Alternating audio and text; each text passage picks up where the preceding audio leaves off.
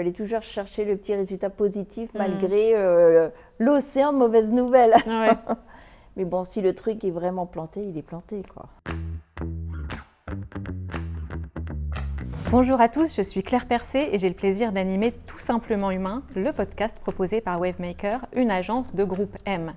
L'objectif de ce podcast, bousculer les conventions, se dire les choses franchement et lever les tabous qui divisent les clients, les agences médias et les agences créa. Pour ce deuxième épisode, je suis heureuse de recevoir Anne-Marie Gauthier, directrice marketing et communication chez Aldi. Bonjour Anne-Marie. Bonjour Claire. Alors Anne-Marie, la première question que j'ai envie de te poser avant d'entrer dans le vif du sujet, c'est tout simplement comment vas-tu aujourd'hui ? Écoute, très bien. Tout va bien. Tout va bien.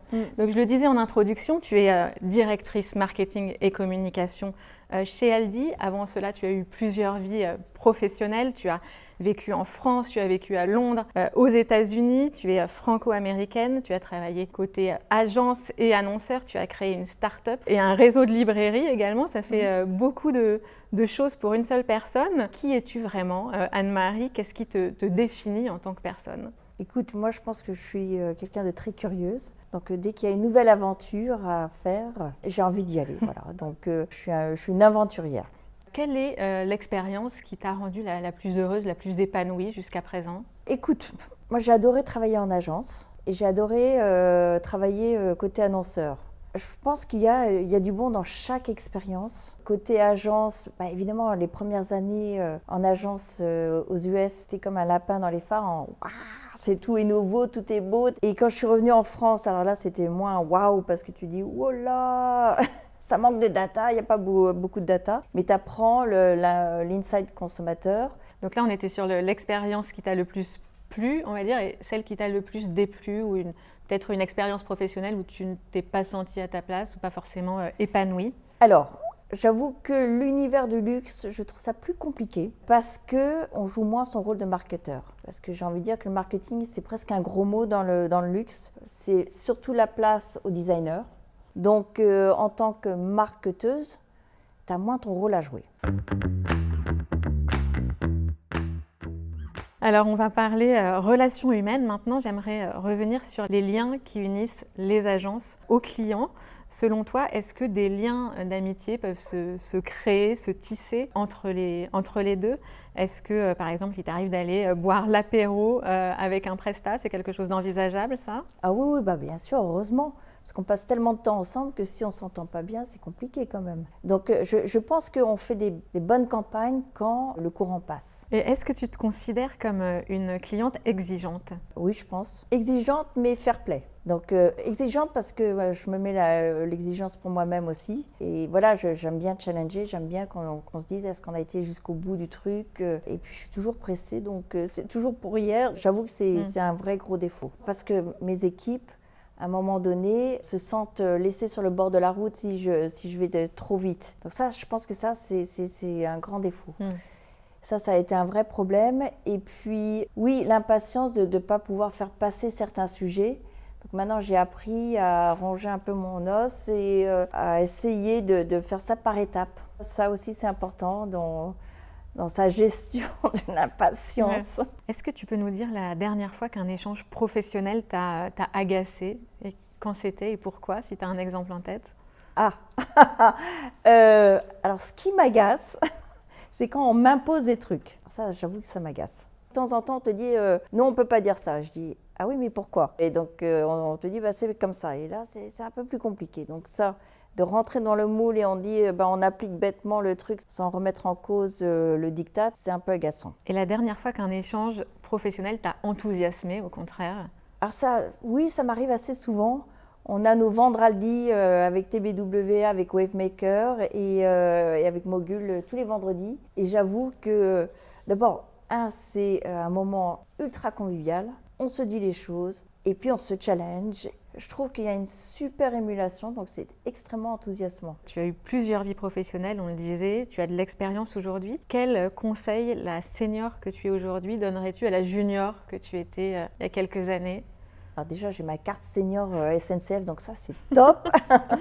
Et alors pour la junior, je pense que le vrai secret, c'est que il faut travailler, ça ne vient pas comme ça. Et ça, je pense que voilà, il faut s'y mettre à fond. Il ne faut pas faire les choses à la légère, il ne faut pas attendre que les choses arrivent. Il faut prendre son destin en main.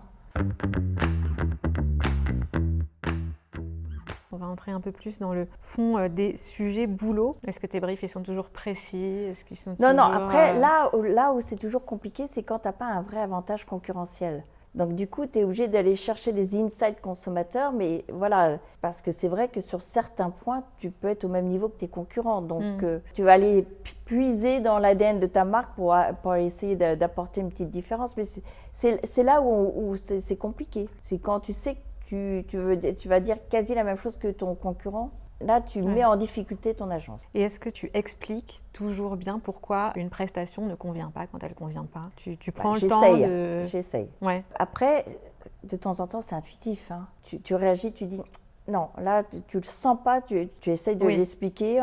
Tu dis, mais je ne le sens pas, soit par rapport à la marque, soit parce que j'ai l'impression que ça commence à ressembler trop aux concurrents. Est-ce que tu trouves que c'est sain de mettre des agences en compétition régulièrement?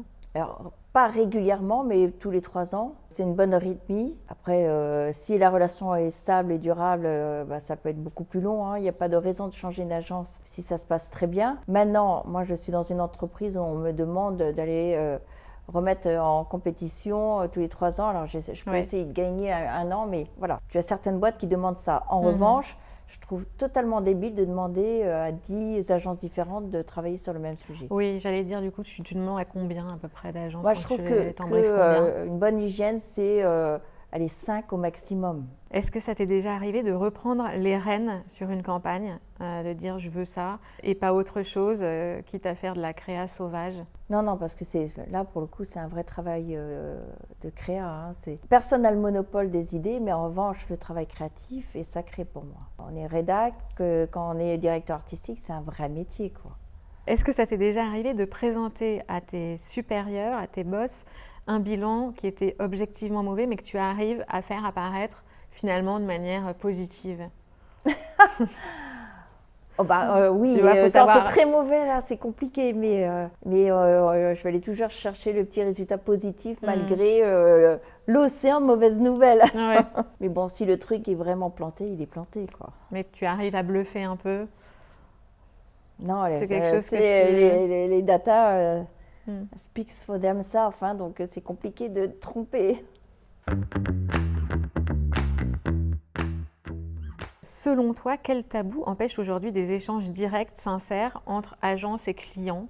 Je pense que peut-être que les agences ont peur de perdre leurs clients s'ils disent la vérité, sauf que c'est la meilleure façon d'avancer, quoi. Donc, non, pour moi, il n'y a pas de tabou, on ne devrait pas avoir de tabou, on devrait se dire les choses. Alors, oui, ce qui peut être tabou, c'est le ton. Se faire engueuler, la manière de dire. La forme, voilà. Ouais. Quel manager es-tu? Écoute, je pense que j'ai évolué. Je pense qu'avant, j'étais en mode cheftaine. Et maintenant, j'apprends avec l'âge que quand tu es manager, tu es tuteur. Et c'est de faire grandir tes équipes. Je pense que j'ai beaucoup appris à baisser le niveau d'exigence. J'imagine que il t'a déjà été rapporté des propos sur toi. Est-ce que tu peux nous dire ce que tu as entendu te concernant? Pas forcément des choses sympas.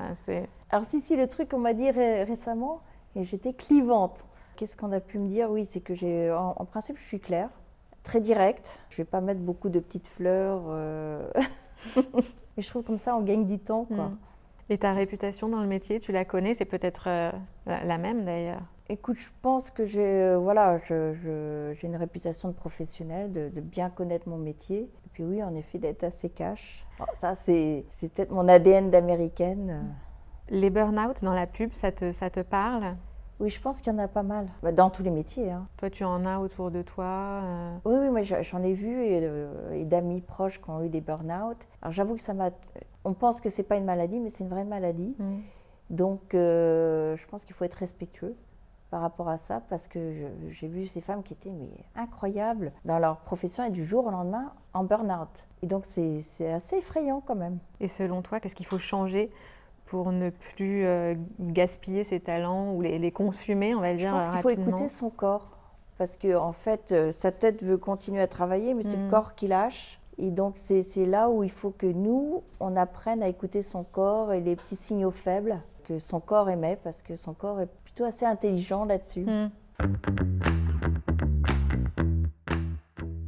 Qu'est-ce qui manque à ton univers et peut-être au monde de la com en général pour que ça aille mieux? Vaste question. Vaste question. Ouais. Ah si. Je trouve qu'on a beaucoup trop de règles et de lois entre tout ce qu'on ne peut plus montrer à la télévision. Ça devient très compliqué, en tout cas sur le retail alimentaire. Trop de réglementation. C'est supra compliqué. Il faut bac+20 pour voir tout ce qu'on a le droit de mettre, pas mettre, etc. Ouais. Donc ça, c'est pas simple. Je trouve en plus que maintenant, il y a une pensée unique de plus en plus. Moi, le wokisme me fait peur. Donc, attention de ne pas tomber dans ces travers de pensée unique sur ce qu'on peut dire, ce qu'on ne peut pas dire. Je pense qu'on perd beaucoup en spontanéité. Toute dernière question, est-ce que je peux te demander où tu passes tes week-ends? Parce que mon petit doigt m'a dit que tu allais à la campagne souvent. Alors, j'oscille entre la Bretagne et la Normandie. Et en Normandie, quand je suis là-bas, j'ai le potager, le poulailler, tu vois, voilà, je suis dans la terre, j'adore. Merci beaucoup Anne-Marie d'avoir répondu à toutes ces questions. Merci Claire.